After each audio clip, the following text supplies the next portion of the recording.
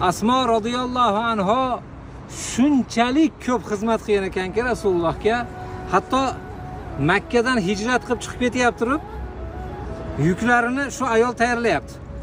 Tayyorlayapti turib, o'sha belidagi belvoqni yechib ikkiga bo'lib Rasulullohning yukini boylabdi. Asmo, men senga ikkita belvoq beraman, jannatda beraman degan ekanlar. Ko'rdingizmi? Mana shu kuni bu ayolni ismiga ikki belvoq sohibasi deb nom qo'shib qo'yilgan. Bu ayolning jannatda ikkita belvog'i bor. Alloh taolo aytadiki, yaxshi odamlarga yaxshi odamlarni ro'para qilib qo'yaman deydi. Shu Asmoni eri ismi Zubayr bo'lgan. Rasulullohning tansoqchisi bo'lgan. Ha? Payg'ambarimiz alayhisalom aytar ekanlar, har payg'ambarning havoriysi bo'ladi. Jonini 50 marta, 100 marta fido qilib yuboradigan odam bo'ladi. Meni havoriyim Zubayr derdilar. Shu Zubayr ibn Avvom bilan shu ayol shunaqangi bir ajoyib hayot kechirishdi. Bu joyga kelgan har millat borki, turklar bo'lsin, malayziyaliklar, pokistonliklar, qanaqa odamlar yoshligidan orzu qilar ekan. Bir kun emas, bir kun o'sha muborak tuproqlarga borsam, Rasulullohni Makkadan Madinaga hijrat qilyapti turib, yoshiringan bir g'orlari bor ekan, tog'da tepasida. Shunga chiqaman deb orzu qilar ekan. Bir marta bo'lsa ham shu yerga chiqaman der ekan.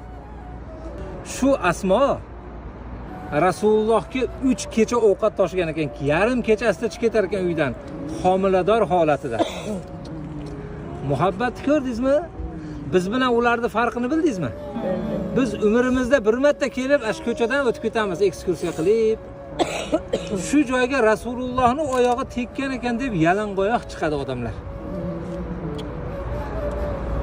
Sizlarning ishlaringizda o'zini ayolini ayollar eshitvoylar, ayolni olib kelganlar.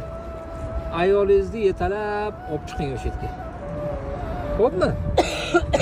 Mabodo chiqsangiz, g'or bor, g'orga kirasiz. 1 metrcha, 1,5 metr kiring. Kirib o'ng qo'lga suyaning. O'sha yerga Rasululloh suyanganlar. U g'orja katta g'or emas. Shu joyda bir ajoyib voqea bo'lgan. Men sahobiylarni tiriklayin, siz jannatiy bo'lasiz deganning sababini aytib beraman. Abu Bakr Siddiq radhiyallohu anhu olib chiqqanlar Rasulullohni. Yarim yo'lga chiqqanda Rasululloh yura olmay qolgan ekanlar. Shunda u kishi ko'tarib olib chiqib ketgan. O'zi yarim yo'lgacha oddiy yo'l. Ammo odam charchaydi-yu, yarim yo'ldan tepasi zinaga o'xshab chiqib ketadi. Shunga ko'tarib olib chiqib ketganlar. Olib chiqibdi. O'sha yerda g'or bor endi. Ichkarisi 3 metrcha keladi. "Yo Rasululloh, siz shu yerda biroz turib turing. Men kirib chiqay" dedi. Payg'ambarimiz alayhisalomni biron bir narsa chaqvolmasin deb kirib har bir joyda ushab chiqqan ekan. Shunaqa qiladimi odam? Yorug'liklarga qo'lini tiqar ekan. Bir chayonmi, ilonmi bo'lsa chaqvolmasin deb shunaqa maşallah. Qo'li yetmasa kiyimini yirtib haligi joyga tiqib qo'ygan ekan. Hamma joyda pipaslab qo'li bilan ushab chiqdi. Bir teshib qoldi. Haligi joyga oyog'ini qo'yib, "Yo Rasululloh, kiravering" degan ekan. Payg'ambarimiz sekin kirib, rosa charchab, kirib, u kishining oyog'iga boshini qo'yib uxlab qolgan ekan. Xudoning bir taqdirini qarang-da. Allohni suygan payg'ambari, dunyolarning sayyidi odamlardan qochib shu g'orda yashirinadi desa, bir ilon kirib olgan ekan shu yerga. Shu kishi kelsalar ziyorat qilay deb. Haligi oyog'ini qo'yib olgan joyda ekan. Shu chiqib chaqib olgan.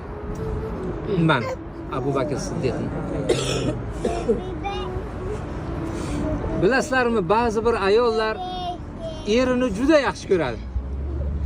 Eri uxlab yotsa, o'g'illariga qizlarga "Bolam, ovoz qilma, dadang uxlayapti" deydi. tiq etgan ovoz eshitilmaydi, dadasi, otasini, shu dadasini o'yg'atib yubormaslik kerak. Shunaqa yaxshi ko'radi. O'zi ham jim o'tiradi to uyqusi to'lguncha. Abu Bakr Siddiq Rasulullohni yaxshi ko'rganidan oyog'imda ilon chaqib oldi deb oyog'ini tortib olmagan ekan. Bu muhabbatni ayollar biladi. Men bilmayman buni. Shunaqa qilish mumkinmi odam? Og'riqqa chidamasdan ko'zidan yosh oqib Rasulullohni o'g'itib yuborgan ekan. Degan ovoz qilmadi. Uyg'onib ketmasinlar deb. Rasululloh turdilarda, nima bo'ldi dedi. O'zi yo Rasululloh, menda ilon bor ekan, chaqib oldi dedi. Qaytingiz dedi. Mana oyog'ini ko'rsatdi. Payg'ambarimiz alayhisalom tufliklarini olib haligi joyga surtib qo'ydilar. O'sha zot to'xtab qoldi. Bu kishi aytadilarki, umrimni oxirigacha oyoq og'riq ko'rmaganman deydi. Bir shoir aytadi: "Kam vasabat billamsi rohatuhu va atlaqat ariban min ribqatil lamami." Hazrati Muhammad alayhisalomning muborak qo'llari sababli qancha odamlar gunoh zanjiridan ozod bo'lib ketdi. Qancha odamlar shu qo'llar sababli bedavo dardlardan qutulib ketdi.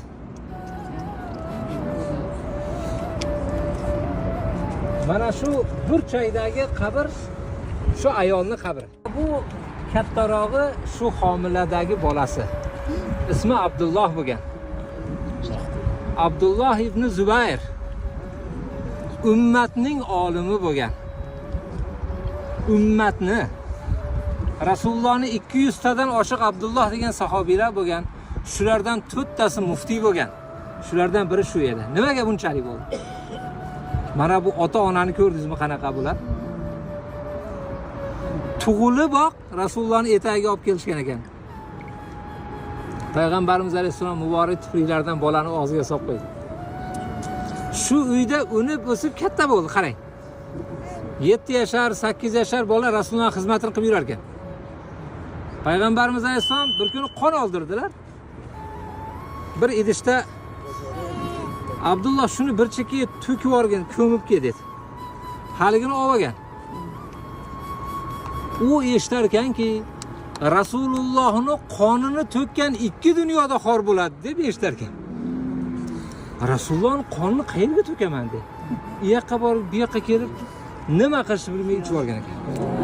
Maşallah. Rasululloh qarab, "Sen qonni nima qilding?" dedilar. Aytdim, "İchib yubordingmi?" dedi. "Ha" dedi. "Seni qoningga meni qonim qo'shilib ketdi. Alloh senga do'zaxni harom qildi" dedilar. Bular shunaqa odam edi. Alloh hammalaridan rozi bo'lsin. Shu din shularni deb yetib keldi bizgacha. Biz ulardan qarzimiz bor. Shu qarzimizni ado qilamizmi deb kelib, Qur'on o'qib, duo qilib qaytamiz-da bu yerdan.